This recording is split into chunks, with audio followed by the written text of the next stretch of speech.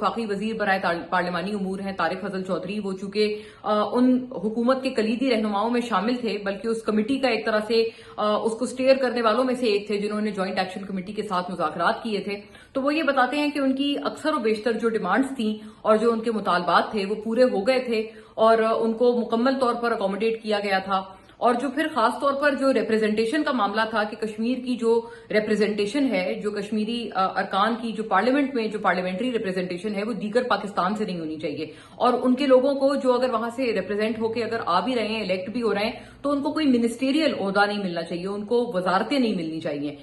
इस हद तक उनकी जो मांगे हैं या मुतालबात हैं, उनको पिछले साल ही अकोमोडेट किया गया था। और अब वो ये कह रहे हैं, जो उनकी फ्रेश जो उनकी तरफ से एक सेट ऑफ डिमांड्स आ रही है, वो वही आ रही है कि वो जो रिप्रेजेंटेशन हो रही थी दीगर पाकिस्तान से, अक्रॉस पाकिस्तान, वो कहते हैं उसको जो है वो मुकम्मल तौर पर खत्म किया जाए।